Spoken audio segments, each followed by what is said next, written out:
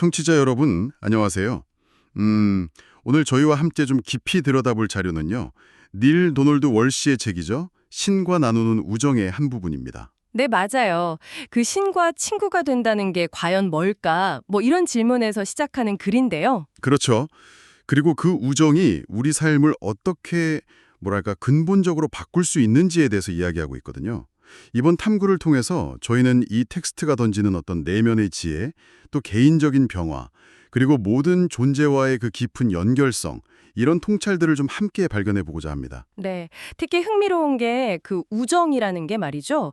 외부 상황은 그대로인데, 아, 네. 환경은 안 바뀌는데? 네, 세상을 경험하는 우리 내면의 방식, 그 체험 자체를 확 바꿀 수 있다고 말하는 지점이에요. 이 부분이 정말 재밌더라고요. 와, 체험 자체가 바뀐다니? 네. 그럼 바로 본론으로 한번 들어가 보죠. 이 텍스트에서는 먼저 신과의 우정을 언제나 손끝에 지혜를 가지는 것과 같다고 묘사를 해요. 손끝의 지혜. 네. 어떤 상황에서든 뭘 해야 할지, 또 어떻게 존재해야 할지 이걸 즉각적으로 알게 되는 상태, 뭐 이렇게 말하는데요. 더 이상 헤매거나 의문을 가질 필요가 없어진다고요. 이게 정확히 어떤 의미일까요? 아, 그 손끝의 지혜라는 표현. 그게 참 핵심인데요. 텍스트는 그 지혜가 뭐 외부의 신한테서 이렇게 뿅 하고 주어지는 게 아니라고 설명해요. 아, 그런 게 아니군요. 네, 실은 처음부터 우리 안에 있었다는 거죠. 그걸 깨닫는 과정이라는 겁니다. 우리가 이 세상에 올 때 이미 필요한 답은 다 가지고 왔는데 그걸 잊고 살았다는 거예요. 아하, 그래서 신과의 우정이라는 건 그 잊혔던 내면의 답을 스스로 다시 불러내는 법을 터득하는 거다. 뭐 이렇게 말하고 있어요. 불러낸다. 네. 여기서 진짜 흥미로운 전환이 일어나는데 이제 삶의 문제나 어려움들이 더 이상 막 넘어야 할 장애물처럼 느껴지는 게 아니고요. 네네. 그냥 흘러가는 하나의 체험으로 다가온다는 거예요. 어쩌면 이게 청취자분께서 삶에서 계속 찾고 계셨던 그런 인식의 전환, 그 아하 하는 순간일 수도 있겠네요. 와, 문제가 사라지는 게 아니라 그 문제를 대하는 제 시각, 제 체험 자체가 바뀐다는 거군요. 오, 이거 진짜 혁명적인 생각인데요? 그렇죠. 받아들이는 방식이 달라지는 거죠. 그런데 이 텍스트는 여기서 한 걸음 더 나아가요. 외부 세계는 아무것도 안 변한 것처럼 보일 수 있다고 딱 꼬집어서 말하거든요. 네, 맞아요. 여전히 골치 아픈 일들은 계속 일어난다는 거죠. 아주 생생하게. 여전히 치통을 앓고 있고, 뭐, 여전히 갚아야 할 청구서가 있고, 심지어 바지는 여전히 한 번에 한 다리씩 넣어야 한다. 뭐 이런 예시를 들어요. 네, 아주 구체적이죠. 그러니까 변화는 철저히 내면적이라서 오직 자기 자신만이 그 차이를 알 수 있다. 이렇게 말하는데요. 이게 어떻게 가능한 걸까요? 바로 그 지점에서 이제 체험이라는 단어의 의미를 좀 깊이 파고들을 필요가 있는 것 같아요. 아, 체험. 네, 텍스트에서는 체험을 지각으로 얻은 인식 전체, 그러니까 지각되고 이해되고 기억된 모든 것이라고 정의를 하거든요. 지각되고, 이해되고, 기억된 모든 것. 네, 여기서 주목할 단어가 바로 기억된이에요. 이게 단순히 과거 일을 떠올리는 걸 넘어서는 의미를 가져요. 아, 그냥 기억력이 좋다는 그런 뜻이 아니고요. 네, 그런 차원이 아니죠. 텍스트가 말하는 기억은 자신의 참된 자신, 그러니까 본래의 순수한 존재 상태를 온전히 다시 알아차리는 걸 의미해요. 참된 자신을 기억한다. 네, 이 참된 자신을 기억해낼 때 세상을 인식하는 틀 자체가 바뀌고 이게 곧 체험의 질적인 변화로 이어진다는 거죠. 외부 조건은 똑같을지라도 내 안의 기억과 인식이 현실을 완전히 다르게 채색한다는 개념입니다. 아, 기억하다라는 단어에 그런 심오한 뜻이 있었군요. 이게 그냥 뇌의 작용이 아니라 잃어버렸던 본래의 나 자신과 다시 연결되는 과정으로 볼 수 있겠네요. 맞습니다. 그리고 텍스트는 여기서 언어 유희를 쓰면서 더 깊은 의미를 설명하는데요. 네, 그 부분 저도 봤어요. Remember. 네, 맞아요.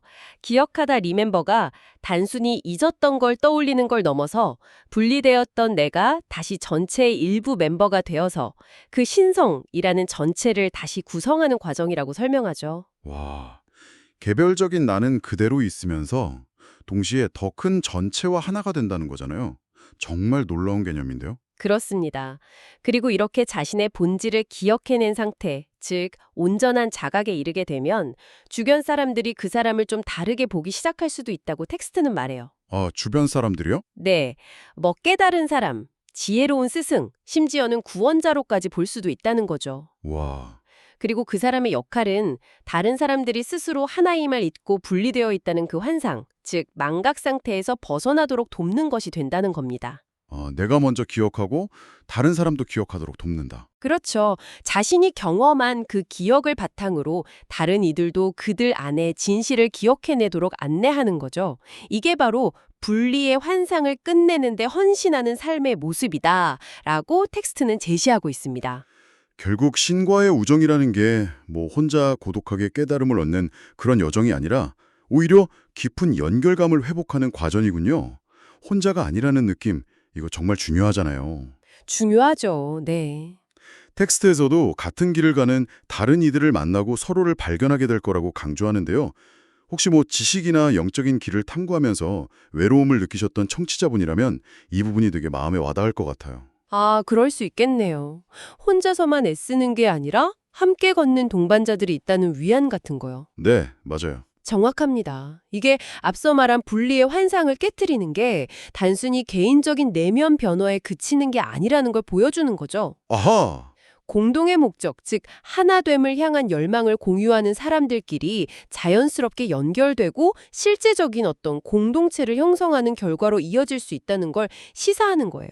공동체 형성까지. 네, 더 이상 혼자 고독하게 진리를 파는 게 아니라 서로 지지하고 영감 주면서 함께 성장하는 그런 관계망 속으로 들어서게 된다는 의미로 볼 수 있죠.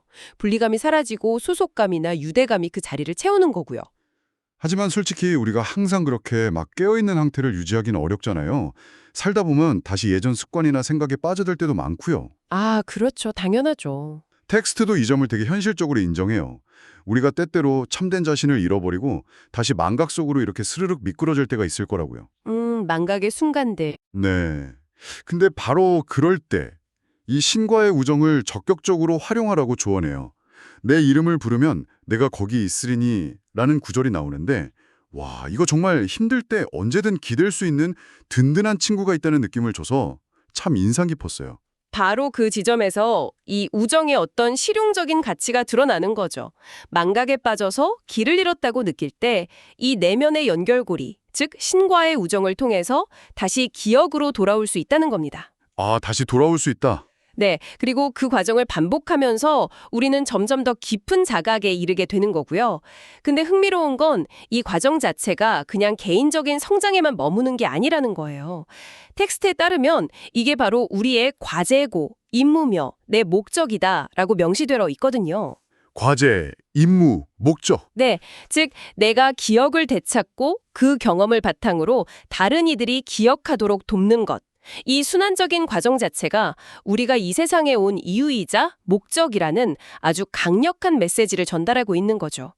망각조차도 성장의 일부이고 또 다른 일을 돕는 기회가 될 수 있다는 거예요. 와, 망각마저도 의미가 있다니. 저자 자신도 이 과정을 통해서 삶이 정말 극적으로 변했다고 이야기하는데요. 과거에는 많은 어려움을 겪었지만 지금은 정말 멋진 인생을 살고 있다고 고백하더라고요. 네, 그런 간증 같은 부분이 있죠. 그러면서 이 여정에서 배운 핵심적인 두 가지 질문을 우리에게 던져줍니다. 첫째는 나는 어디로 가는가? 그리고 둘째는 나는 누구와 함께 가는가? 두 가지 질문. 네.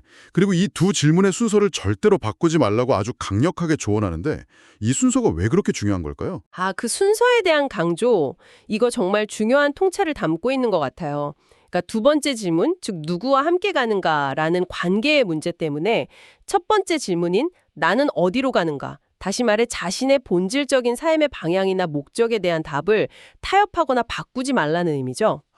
관계 때문에 내 길을 바꾸지 말라. 네.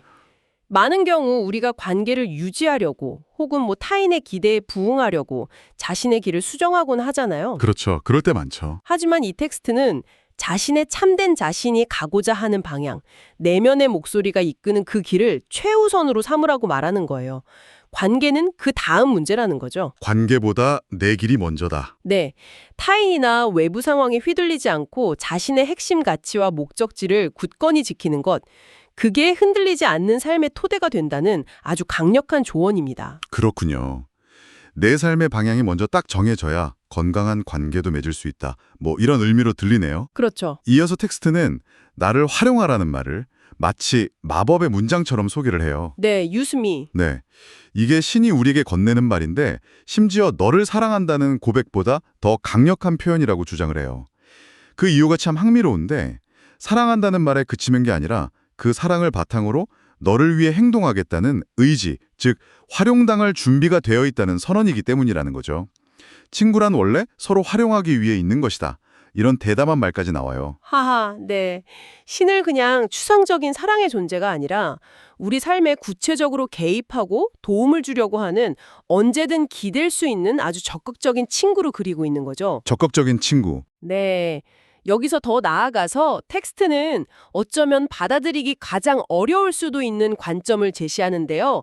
바로 가장 암울한 순간들조차 사실은 은총이라는 주장입니다. 와, 이건 진짜 잠시 숨을 고르고 생각해 볼 만한 지점인데요. 고통스러운 경험이 어떻게 은총일 수가 있죠? 그러니까요. 하지만 텍스트는 이게 부처나 예수, 마호메트 같은 역사 속의 위대한 영적 스승들이 한결같이 가르쳐온 핵심 진리라고 말해요. 아, 선각자들의 가르침이다. 네. 결국 진정한 구원이나 해방은 외부 상황이 어떻게 펼쳐지느냐가 아니라 내가 어떻게 존재하느냐, to be or not to be, 즉 참된 자신으로 깨어있느냐에 달려있다는 결론으로 이어지는 거죠. To be or not to be. 네. 가장 힘든 시련조차도 우리를 본질적인 자아로 돌아가게 하는 기회가 될 수 있다는 그런 역설적이지만 깊은 통찰을 담고 있습니다. 이 깊은 깨달음과 메시지를 다른 사람들과 나누는 것도 물론 중요하겠지만 텍스트는 그보다 더 중요한 게 있다고 강조를 해요. 네, 뭘까요? 바로 이 메시지 자체가 되는 것, 즉 삶으로 직접 살아내는 것이라고요. 말로 아무리 설명해봤자 결국 자신의 존재 방식으로 보여주는 것만큼 강력한 메시지는 없다는 거죠. 아, 맞습니다. 다시 한번 그 삶과 삶의 일치가 강조되는 부분이네요. 네. 그리고 여기서 그 상호 연결성의 아름다움이 다시 드러나는데요.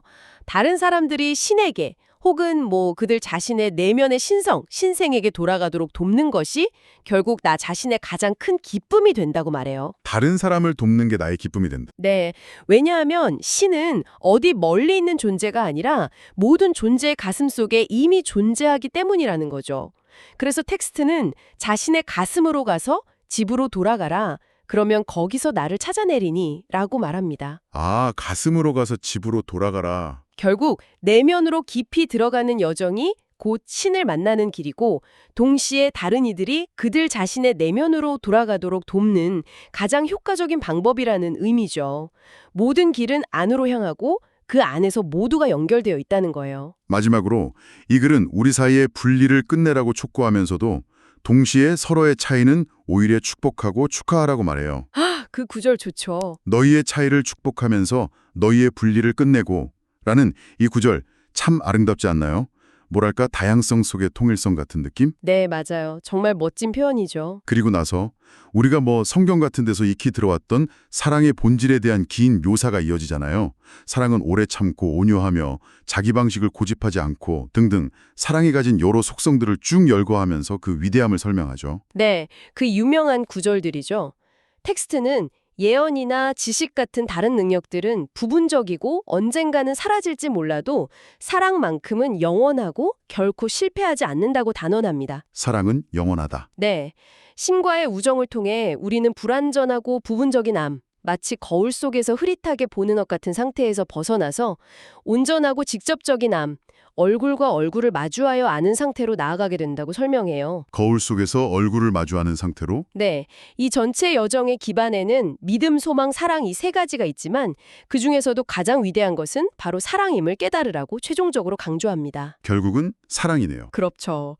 결국 이 모든 내면의 지혜, 연결성, 참된 자아의 발견은 사랑이라는 그 근원적인 힘 안에서 이루어지고 완성된다는 아주 강력한 메시지로 글을 마무리 짓고 있습니다. 아, 오늘 저희는 신과 나누는 우정의 일부를 통해서 어쩌면 혼란과 분리감 속에서 길을 잃은 듯 느낄 때 우리 안에 이미 존재하는 지혜와 사랑 그리고 모든 것과의 연결성을 다시 기억해내는 여정에 대해 깊이 이야기 나눠봤습니다. 네, 정말 의미 있는 시간이었어요. 특히 외부 상황이 아니라 우리 내면의 체험 방식 자체가 변화의 핵심이라는 점, 그리고 기억하다, remember라는 단어에 담긴 그 다시 하나됨의 의미가 저에게는 무척 인상 깊게 다가왔습니다. 그렇습니다. 이 글은 사랑과 연결성이라는 메시지를 단순히 지식으로 습득하는 걸 넘어서서 우리 삶의 방식, 우리 존재 자체가 그 메시지가 되라고 아주 강력하게 권고하고 있죠. 네. 여기서 청취자분께 한 가지 질문을 던지면서 마무리하고 싶은데요. 네, 어떤 질문일까요? 오늘 나눈 이야기 속에서 특히 상호 연결성이라든지 내 안에 이미 존재하는 지혜를 기억해낸다는 이런 개념들을 청취자분의 아주 평범한 일상 속에서요. 예를 들면 가족과의 대화, 직장에서의 소통, 아니면 혼자 조용히 머무는 시간 속에서 아주 작게라도 구체적으로 실천해볼 방법은 무엇이 있을까? 한번 생각해 보시면 어떨까 싶어요. 아, 일상 속에서의 작은 실천. 네, 거창한 변화가 아니어도 좋습니다. 예를 들어 누군가의 다른 의견 앞에서 분리 대신 아주 잠시라도 연결을 떠올려 본다거나 혹은 잠시 잊었던 내면의 평온함이나 직관의 목소리를 다시 기억해내서 그에 따라 작은 행동 하나를 바꿔돈다면 어떨까요? 개념을 넘어선 살아있는 체험으로 나아가는 작은 한 걸음, 그것에 대해 잠시 생각해 보시는 건 어떨까? 그렇게 제안해 봅니다. 와, 정말 좋은 질문이네요. 작은 실천 하나하나가 모여서 큰 변화를 만들 수 있겠죠? 오늘 저희와 함께 이 깊이 있는 탐구에 동참해 주셔서 진심으로 감사합니다.